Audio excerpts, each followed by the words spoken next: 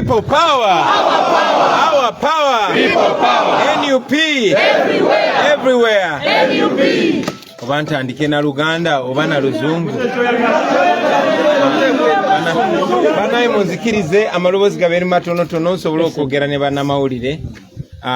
Ntandike na lulimi ki? English first. English first. Yes. Yeah. Ne Luganda bade yerabide mukati. Ladies and gentlemen, thank you, members of the press. Thank you very much for showing up today. I want to first and foremost sympathize with the journalists that were beaten so bad today. That is what we're fighting against, and we hope that in a new Uganda, never again shall journalists be assaulted and humiliated while they're doing their job. I want to thank the people of Uganda, the people who conceived the idea of receiving me back home. It is amazing. It was not an idea from myself or from the leadership. It's an idea that was generated on social media. I started seeing it and communicated with fellow leaders. We're all asking ourselves, but anyway, because we are people power, we, yielded to the desire of the people, and we announced the day that I was meant to return. I want to thank you very much. All over the country, I've been seeing all people driving to Entebbe to receive me. Those that stood on the roadside to receive me, I thank you very, very much. Today at 10 a.m. I landed at Entebbe Airport aboard Rwanda Air. Unfortunately, like all of you saw, as soon as I landed, goons grabbed me and dragged me, twisted my hands and bundled me into a waiting private car. They drove me to the old airport where they pulled me out and then put me in a military car with many soldiers and police officers. More than 15 people were packed in that car. It was very humiliating. It was very uncomfortable, but I'm glad I reached here. Along the way, we passed very many people, wondering whether I was the one in that car. But of course, some of them who saw the police siren guessed that I was in the car and they were waving to me, although they were not able to see me because the car was tinted. On the road toll, I saw Mayor Mugambe being pulled out of his car. I saw journalists being beaten. I saw cameraman Motive Kasaga beaten so badly. We condemn that, and we know that in a new Uganda, that shall never happen again. Reaching here at home, my security guard opened for us, but he was immediately grabbed by the goons that brought me, together with the police and military. He was beaten so bad, he was undressed, and they squeezed his private parts. We're just going to take him to hospital, and you can speak to him even after here. As we speak right now, I'm officially not in Uganda because I did not go through immigrations. They picked me illegally, like you saw. And as we speak right now, I'm under house arrest because my house is surrounded. Soldiers and police are all over. However, we are strong. We continue to pursue what we've been pursuing all along. In the coming days, we shall address the media and we shall, guide on the way forward. In the meantime, I'm very thankful to the leaders, my fellow leaders, that yielded to the call of the people and welcomed me back home. Thank you very much, ladies and gentlemen. Like I said, in the coming days, we shall be addressing the nation on the way forward. The police has said you have been escorted smoothly here. You're going to ask the questions. Yes. You're going to ask the questions. Council can be demoruka. Yeah. Yes. More than 300 of our people have been arrested, including leaders. The Honorable Paul Matovu, Charles Matovu, is in custody, and many other leaders, including councillors. We condemn that, and we are going to make sure that we push hard to have those innocent people released. So, mu Luganda, basebo ne banyabo. Oh, yeah. I'm reminded to talk about the tear gas that you all hear. They are tear gassing our people, making sure that people don't access my home, which is illegal. When you go down there, my lower compound is surrounded by soldiers and the police illegally. But anyway, that's Museveni's government. Basebo ne banyabo njagala bebaza bana mawulire oyo tear gas temutya. Sibombo. Njagala bebaza bana mawulire olw'okubeera ano okongerayo eddoboozi lyaffe. Muzikirize okusooka kwa byonna mbasaasire olw'okutulugunyizibwa n'okutyoboolebwa kwe mutuuseko olwaleero. Nabe bana mawulire nga babakuba ne baasayasa zi kamera zaabwe.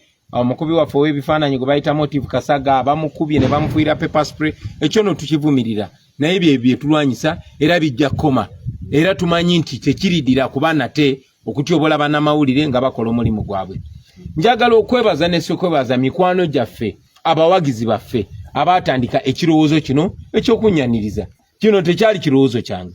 Tekyali kirowoozo ky'abakulembeze bannange.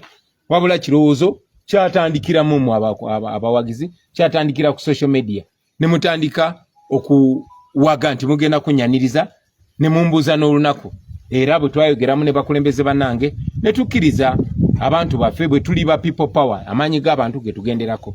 Ne tukkiriza ne tulangirira olunaku lwe nino komawo. Ntuuse olwaleero entebe ku kisaawe ku ssaawa 4 ez'okumakya nga nzigide ku nnyonyi ya Rwanda Air. Naye olubadde okutonya ku kisaawe bansise ku nnyonyi abasajja abambalidde mundu nga tebali mu uniform ya poliisi wabula nga bambadde butaaga nga balinga abakola ku kisaawe. Ekyo nno kitujukize nti twalabye era ku social media nga batulaga nti babadde bawambi abakozi b'oku kisaawe ne babajjako amasimu abasirikale bo ne beefuula abakozi b'oku kisaawe. Bantadde mu kamotoka aka bulijjo ne bamvuga ne bantwala ku kisaawe ekikadde. Otuse ku kisaawe ekikadde ekyo ne banzijamu ne banza mmotoka y'amagye ne buntuula omwo abo abasajja abampambye n'abalala babadde nga 15 nga benyize mu kamotoka ako ka van.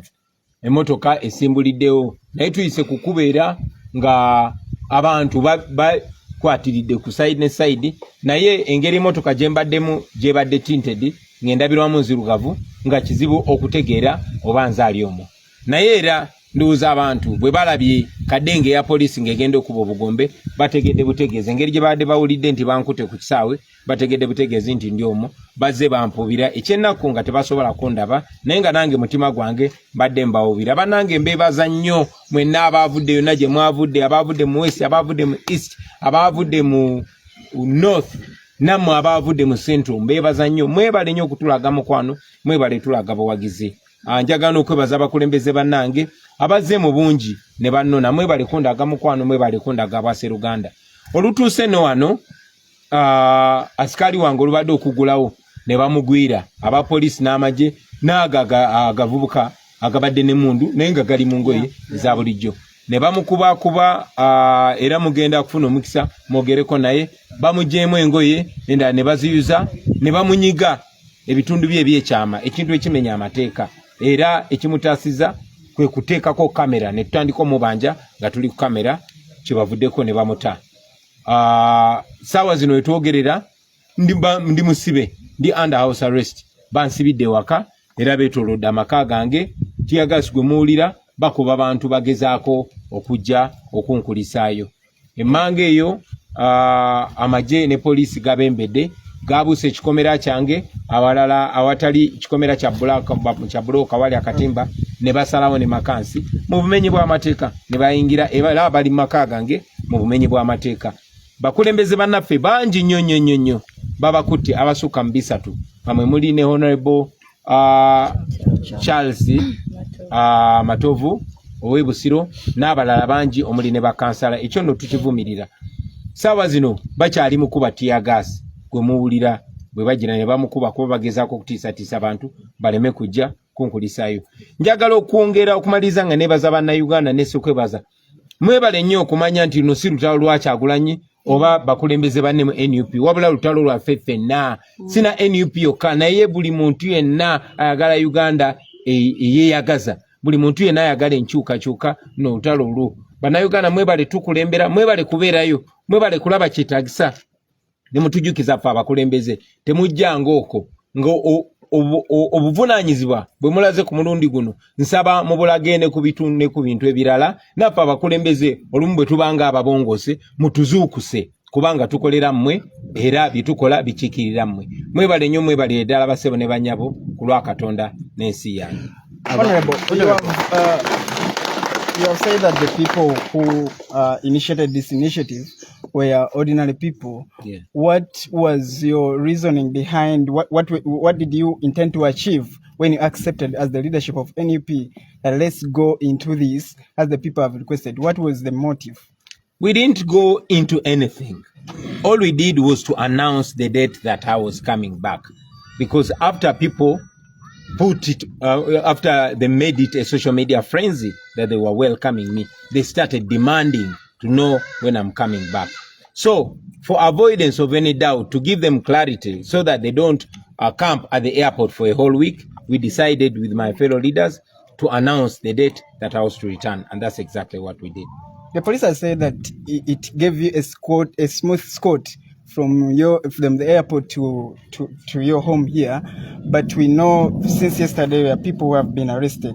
What are your plans as the leadership into this, from what happened since yesterday and up to now, and what do you make of police's statement that it was a smooth ride?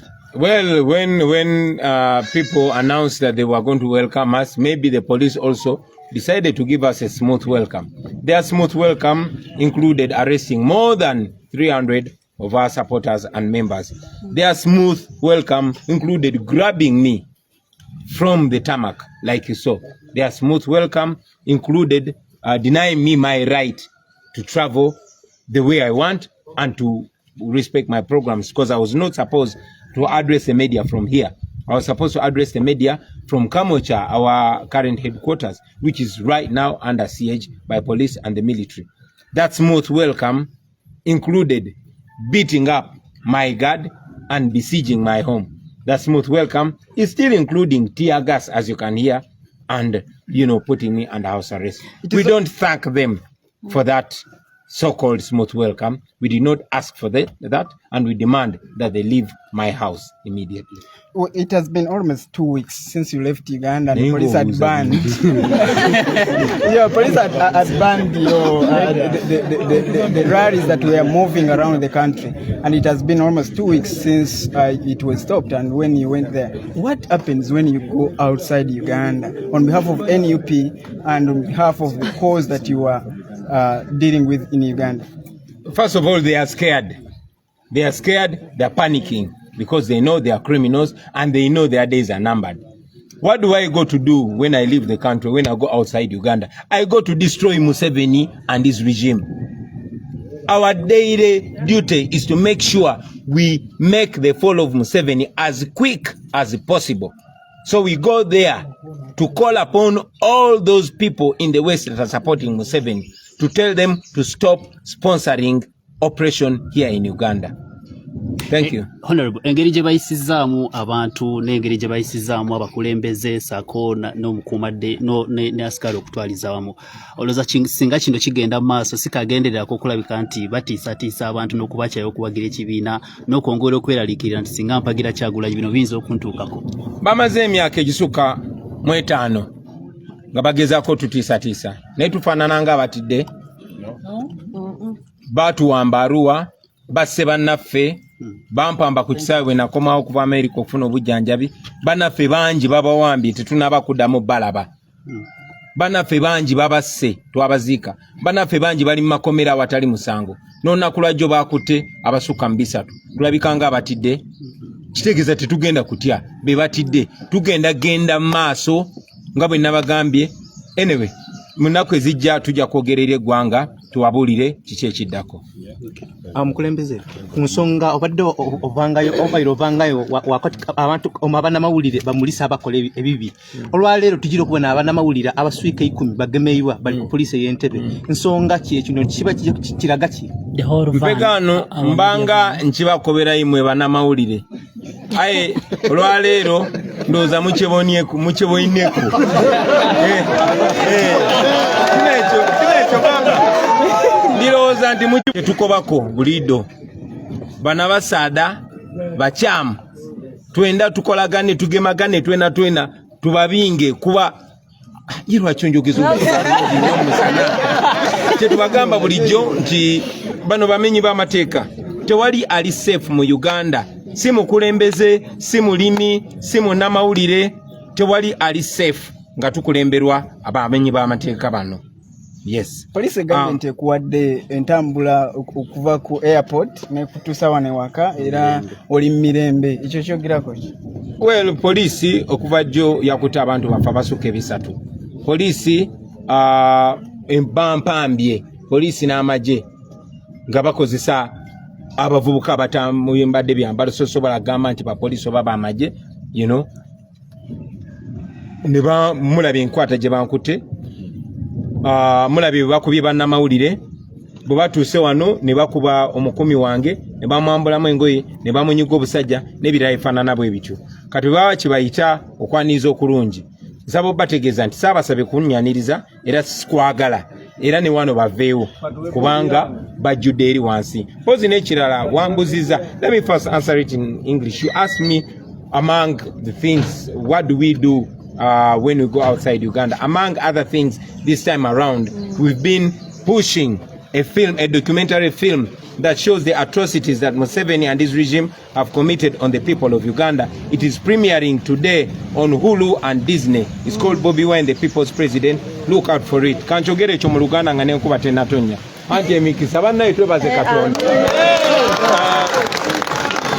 Njagala okubategeeza nti mu bye tubadde tukola tubadde tuli mukolaga ensi yonna firimu nga sinzanye wabula twabikwata nga bituze nga tubagamba nti kamera yo kyekyokulwanyisa ekisinga amaanyi. Twakozesa kamera zaffe ne tukwata ebikolobero byonna Museveni byazaakola ku bannayuganda era firimu eyo eri ku lutimbe olw'ensi yonna. Olunaku lwa leero ku ssaawa 11 egenda kwanjulwa ku Disney ne ku Hulu. Nsaba mugende mugirabe n'obugambo obwo ku Netflix ne ku Hulu. Nsaba mugirabe ate abagirabye ogitambuze. Mwebale nnyo, mwebalire ddala. Munaku ezitali zawala, munaku ntono nnyo n'omu 2 tugenda kwogerako eri eggwanga tubabulire ekiddako. Mwebale nnyo, mwebalire ddala. Ndoza ne bwe tukola. Briefly, what do you say about the arrival? Tulibasanyufu okusookera nti pulezidenti waffe waali Magere ali safe naye tuli banyiikaavu nnyo olw'okuba nti abakuumaddembe bagenda maaso n'okulinnyira eddembe lya bannayuganda. Bannaffe bangi basibiddwa, bawambiddwa, abamawulire bakubiddwa, naye tugenda kukola kyonna ekisoboka okulaba nga tubanunuula kubanga ffe tutambulira wamu kubanga mu abantu mwe bakama baffe. So pulezidenti waffe amaze okwadressinga naye nange ng'omubaka omukyalo wa Kampala ndi musanyufu nnyo kuba nti bannakampala mujjumbidde omulanga ogw'okukulisayo pulezidenti. Bwenga bannamateeka bannamawulire abasinga batera kwa ne Mr. President bana bawambiddwa drone namba. Nsonga kijogendo tandikirako essaawa nga balinda. Ensonga gye tutandikirako era eyo yennyini yakugenda kununula bannaffe kulaba misango ki gye bakwasizza kubanga tukimanyi nti bakwatiddwa olwo badde bakola omulimu gwabwe. So tulina okubabeererawo okulaba nga tulwanira amazima n'obwenkanya ne babeera nga bateebwa.